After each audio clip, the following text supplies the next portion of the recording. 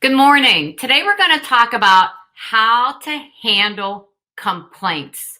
I know a lot of you get bombarded with complaint after complaint from your employees. And I know when I was a manager, I did too.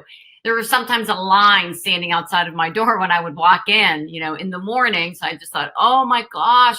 And especially you have some people in your department, I bet you just know as soon as you see them, they're going to complain about something. So how do you handle it? I'm going to give you 3 tips. First of all, I want you to clarify with this employee. Let me just hear you. Let me make sure I understand. Is this a complaint or are you concerned about something? Okay. So you want to put it back on them. Is this a complaint? Are you complaining? Or are you truly concerned about something? And there are a couple of questions that you can ask to help them to clarify it. So for example, if you really think this is just them gossiping or complaining about a coworker, I want you to say to them, well, tell me how this affects your work. Because a lot of times it doesn't, or this is somebody who's complaining about what other people do or don't do. Okay, tell me how this affects your work. Or you could say something like, this sounds kind of like gossip or drama, is it? What you want to convey to them is that there is a difference between just complaining about other people and truly expressing a concern. Okay, so that's tip number 1. Tip number 2, find something, anything that you can agree with. Let's say you hear it from one of your employees. We're so short-staffed. This place is always short-staffed. We don't have enough staff. And they go on and on and on about it every day, even if you are staffed.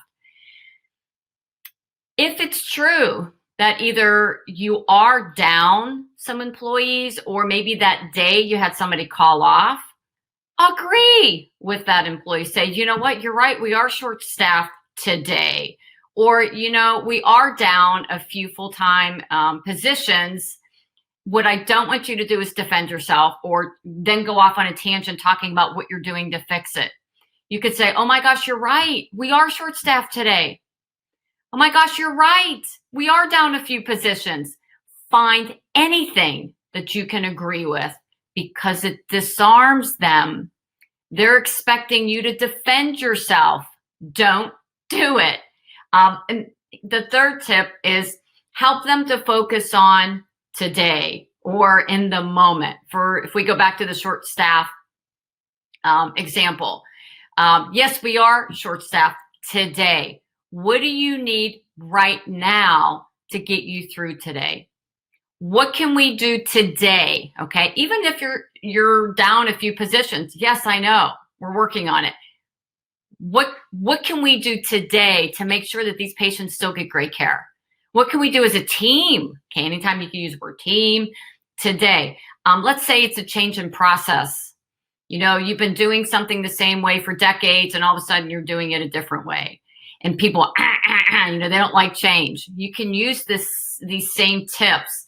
You can say something like, you know what, I know I get frustrated myself when I've finally mastered something and then they change it on me. I know, I get it. I'm the same way. What can we do though as a team to get through this? What can we do? What are some of the ways that we can actually adopt this new process in a way that's not quite as painful? Remember, they want you to defend yourself. They want you to defend whatever they're complaining about. Don't take the bait. Instead, clarify. Is this a complaint or are you concerned about something? Make sure then you find one way to agree with them and then help them focus on today or in that moment. All right. So that's just another tip for you to handle some of the most common ways disruptive behaviors show up. I hope that tips help. And, just thank you so much for stepping up as leaders. Take care and stay connected.